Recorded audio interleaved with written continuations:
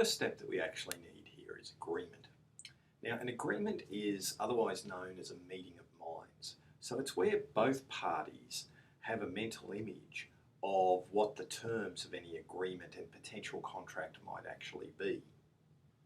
Often, there's a period of negotiation around agreements and contracts, and so determining when agreement has occurred can become an important point, particularly if one party wants to argue that there isn't a contract in place and another one actually does.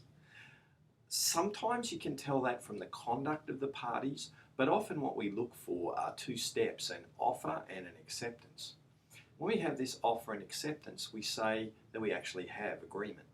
So an agreement just means that we have a valid offer and that we have an acceptance of that offer. And so they're the two things that we start looking for. Has there been an offer made? Has there been acceptance of that offer? Agreement equals offer plus acceptance. Also, sometimes it can be implied by conduct, but let's concentrate on the offer and acceptance. An offer occurs when someone expresses a willingness to enter into a contract immediately with someone else. The person making that offer is called the offeror, and that offer can be made in writing, it can be made verbally, or it can be implied by conduct. So it's not just about what's written down in an offer, it's also about what you say and the conduct. But the key here is that you must have a willingness to immediately enter into the agreement. That is what distinguishes an offer from some other things like an invitation to treat, which is something we're going to come back to a little bit later. So once we have the offer on the table, we've got to decide, well, who the offer is made to. Now, the offer can be, and often is, just made to a single person, but it can also be made to the world at large. So the person to whom the offer is made is called the offeree. And once we have the offer on the table, two things can happen. It can be accepted or it can be terminated. Now, if it's terminated, it can be terminated in one of three key ways. The first way is it can be rejected by the offeree, the person who the offer is made to. The second way is it can be revoked by the offeror. And the third way is it can lapse after a period of time. Let's have a look at a little diagram to help us with that. So let's have a look at this. What we're worried about to get agreement is having an offer. So that there are two key people, right? We've got A and we've got B. And now just say A wants to sell their watch. So we've got B over here. If A offers to sell the watch, they become the offeror. And B becomes the offeree. So it's the person who is showing a willingness to be immediately bound becomes the offeror, and it's then up to the offeree to decide whether or not they will accept the offer. Really important here, it's not about who is selling the watch to who. It's about who wants to be bound. Let me look at this problem. Let's look at this problem in another way. Let's put this problem another way. B could offer to buy the watch. Just say B had have seen the watch on A's arm and say, hey, I'd really like to buy your watch for $2,000, and the watch might be really worth $100. And A would say, yes, okay, I'll sell it to you. In that case, B is the offeror and A is the offeree. So what you can see is it's not about who is selling the watch.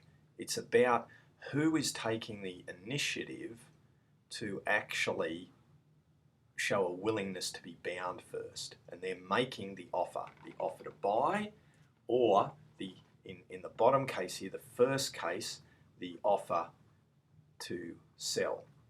Okay. So it's really important, offeror, offeree.